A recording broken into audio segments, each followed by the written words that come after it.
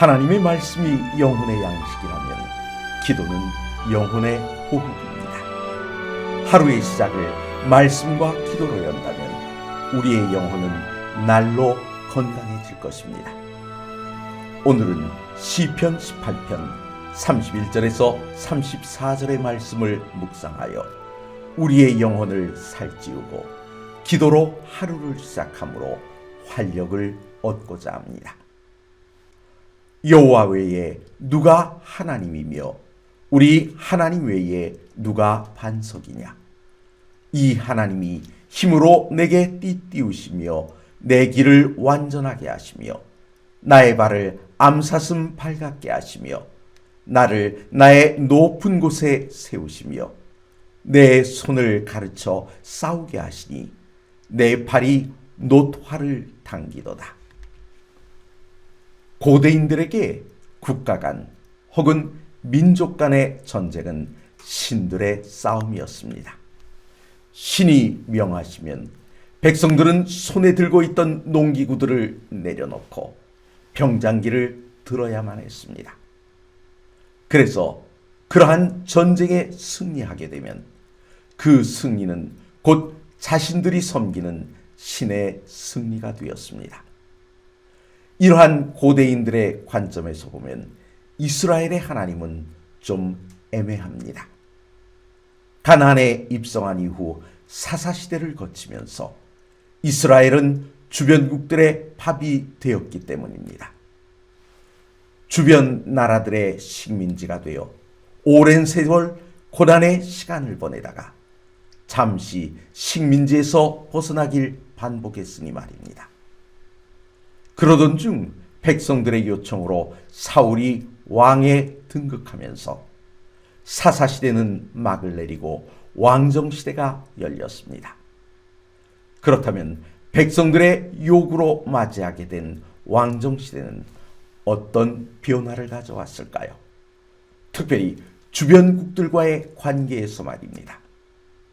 사울이 초대왕으로 등극했지만 주변국들과의 관계는 그리 녹록한 것이 아니었습니다.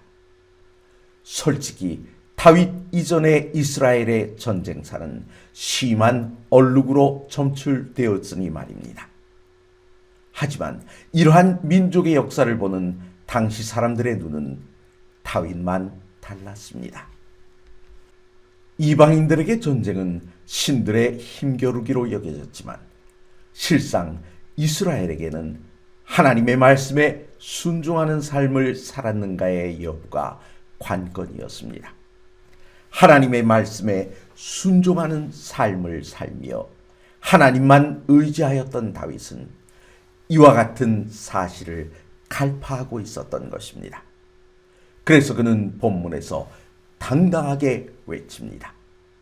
여호와 외에 누가 하나님이며 우리 하나님 외에 누가 반석이냐고 말입니다. 그의 외침 속에는 전능하신 하나님을 의지하는 자가 결코 실망치 않을 것이라는 확신이 담겨 있습니다. 돌이켜 보십시오. 골리앗을 물리칠 수 있었던 이유가 다윗의 몸집이 더 크거나 힘이 더 세거나 칼을 잘 다루었기 때문이었던가요? 아니요.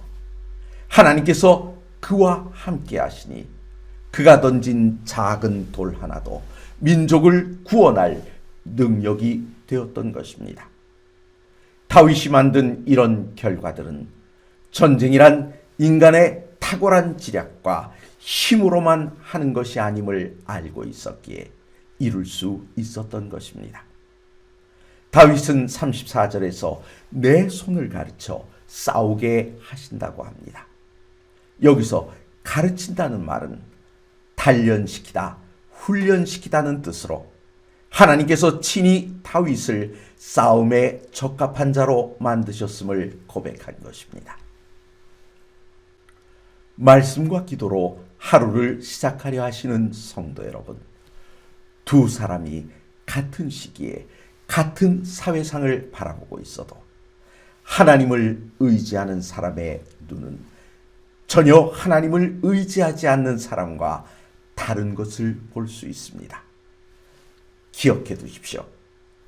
다윗처럼 세상 사람들과는 다른 것을 볼 수 있어야 시대를 거슬러 올라가는 생명력을 발휘할 수 있습니다. 이 시간 하나님만이 우리의 능력이 되심을 발견하고 의지하심으로 승리의 하루를 시작하시게 되시길 간절히 바랍니다.